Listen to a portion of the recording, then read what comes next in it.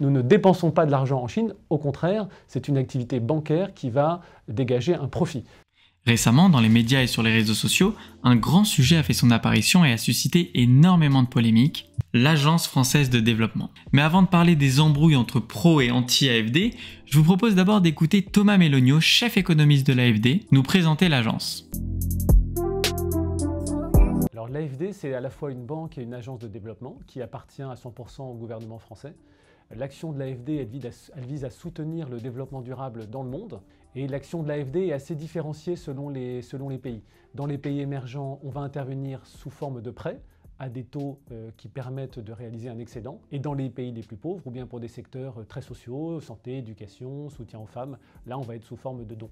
Voilà, maintenant qu'on sait un peu de quoi on parle, on peut parler polémique. D'abord, on peut se demander pourquoi parle-t-on autant de l'AFD en ce moment? Eh bien, ça nous vient probablement d'outre-Atlantique. Lorsqu'il arrive au pouvoir, Donald Trump a promis de réduire drastiquement les dépenses du pays. Il a même nommé le milliardaire Elon Musk, qui a largement contribué à sa campagne et donc à son élection, à la tête d'un département pour l'efficacité gouvernementale. Une sorte de commission pour évaluer les dépenses de l'État pour ensuite faire des économies. Et puis, une des premières cibles du duo a été USAID, l'agence américaine pour le développement international. Résultat, 83% des financements à l'étranger de USAID ont été tout simplement supprimés. Et comme la France est un peu une sorte de miroir des States, eh bien le sujet a logiquement traversé l'Atlantique, et c'est l'eurodéputée reconquête Sarah Knafo qui en a fait son combat. Rapidement, elle a crié au scandale dans de nombreux médias, et beaucoup d'utilisateurs sur les réseaux ont réagi, lui donnant souvent raison. Ainsi, sur X, deux types de propos et d'arguments sont énormément revenus.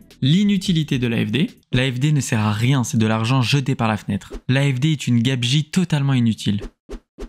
On dissout quand l'AFD cette escroquerie inutile? Et les méthodes de financement sous forme de dons, notamment à la Chine. La France donne des fonds à la Chine dans le cadre de l'aide publique au développement. Combien de milliards par an la France donne via l'AFD? Les millions d'euros donnés à la Chine, ça rentre dans quelle aide au développement? J'ai donc voulu faire la lumière sur tout ça et obtenir des réponses sur ces deux points. Et quoi de mieux que de demander encore une fois à Thomas Melogno, en charge de l'innovation et de la stratégie à l'AFD. Je vous laisse donc avec ses réponses.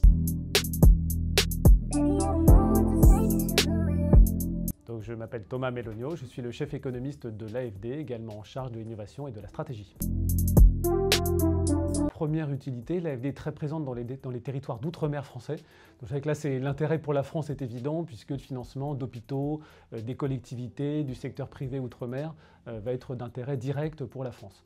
La deuxième chose, c'est qu'on intervient beaucoup à l'AFD sur des problématiques mondiales, comme le changement climatique, la dégradation de la biodiversité, la prévention des pandémies. On a vu l'impact du Covid il y a encore quelques années. Et donc là, on peut intervenir à l'étranger, dans le bénéfice de pays étrangers, mais ça a aussi un intérêt pour la France. Autre élément, il y a souvent des entreprises françaises ou des experts français qui sont embarqués sur les projets qui sont refinancés par l'AFD. Donc quand on a des marchés qui sont passés par exemple par un pays mais avec le soutien de l'AFD, dans plus de la moitié des cas, il va y avoir des entreprises françaises. Là aussi, c'est une utilité assez directe. Dernier point, l'AFD travaille beaucoup sur le voisinage de l'Europe. Je crois que c'est l'intérêt de l'Europe d'avoir à ses frontières des situations qui sont stabilisées, que ce soit au Proche-Orient, en Afrique du Nord, ou évidemment on peut penser à l'Ukraine, à la Moldavie, aux zones qui sont directement en crise, voire en guerre aux frontières de l'Europe. Alors l'AFD n'agit pas directement sur le contrôle des frontières, puisque nous ne finançons pas d'opérations liées à la police de manière directe. En revanche, l'AFD peut intervenir dans des pays soit qui hébergent un nombre important de migrants ou de réfugiés. Par exemple, l'AFD intervient en Turquie dans le cadre d'un vaste programme européen qui a permis la stabilisation de plusieurs millions de réfugiés. Donc ça, c'est un premier lien. D'autre part, l'AFD peut intervenir dans des pays avec lesquels il y a un agenda migratoire. Et dans ce cas-là, l'action de développement, l'action financière, peut améliorer la relation politique avec un pays et donc permettre de meilleurs accords migratoires. Donc il peut y avoir un lien, même si l'AFD n'est pas de manière directe dans la maîtrise des flux. Elle crée un capital politique qui peut être intégré dans des accords migratoires avec des pays en développement. C'est aussi un levier de diplomatie, l'AFD finalement. Oui, l'AFD s'insère dans la diplomatie française. Donc quand il y a des pays avec lesquels la relation politique est très mauvaise ou très complexe, on peut penser à la Corée du Nord, mais plus récemment, nos actions ont été interrompues dans les principaux États du Sahel suite à une tension politique. Donc l'AFD est en effet parfaitement intégrée dans la politique française et à ce titre l'AFD a une contribution géopolitique, elle contribue à stabiliser nos relations, à améliorer nos relations avec des pays qui sont alliés de la France, ou bien elle contribue à améliorer des relations avec des pays qui sont un peu plus loin, mais qui voient un intérêt à coopérer avec l'AFD et la France. Okay. Donc elle est utile.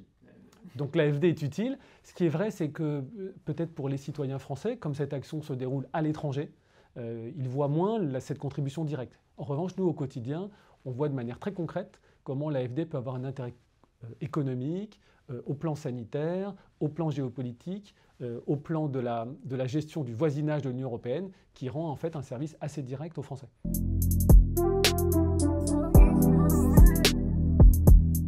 Alors, pour être très précis, nous ne donnons aucun argent à la Chine.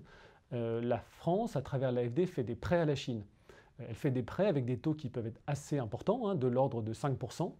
Et l'AFD, la manière dont ça fonctionne, nous émettons, donc nous empruntons sur les marchés à des taux un peu supérieurs à 3% et on prête à des pays émergents à des taux qui sont supérieurs. Ce qui veut dire que non seulement on ne donne pas de l'argent à la Chine, mais nous réalisons une marge, c'est-à-dire un intérêt, grâce aux intérêts des prêts, pour gagner de l'argent en Chine. Donc là, je vais rassurer les personnes qui nous regardent, nous ne dépensons pas de l'argent en Chine, au contraire, c'est une activité bancaire qui va dégager un profit. Parce que la Chine fait partie des pays émergents où nous ne dépensons pas du tout d'argent public. En revanche, c'est vrai que si on travaille dans des pays très pauvres, dans les secteurs sociaux, là, on va utiliser un budget de solidarité qui existe dans l'État en France pour le donner à des causes très sociales. Mais ça, c'est vraiment dans les pays les plus pauvres et pour des projets qui ne relèvent pas du tout d'une activité bancaire. C'est vrai que l'AFD a deux types d'activités, une activité de type bancaire avec des conditions qu'on qualifie de conditions de marché et d'autres où on va gérer des dons pour le compte de l'État, mais là c'est vraiment pour des pays qui sont très pauvres. Est-ce que vous avez le pourcentage de l'un et de l'autre? Alors quand l'AFD fait une activité d'à peu près, un financement de projet d'à peu près 12 milliards, on va avoir plus de 11 milliards d'euros qui sont sous forme de prêts et un peu moins d'1 milliard d'euros sous forme de dons. Cette année, en 2025, ça devrait même être un peu inférieur à 700 millions d'euros. Donc vous voyez, vous pouvez voir l'activité totale de l'AFD supérieure à 12 milliards, les dons qui représentent moins de 10% de cette activité. Okay. Oui, parce que certains disent même que vous détournez des fonds. C'est un outil pour faire du détournement de fonds. Je ne sais pas si vous avez quelque chose à dire à ça. S'il y a des gens qui veulent s'exprimer là-dessus, il faut apporter des preuves. Les détournements de fonds, c'est quand même un délit. Donc il faut regarder ça. Peut-être simplement rappeler que l'AFD est contrôlée par la Cour des comptes, est contrôlée par l'Inspection générale des finances.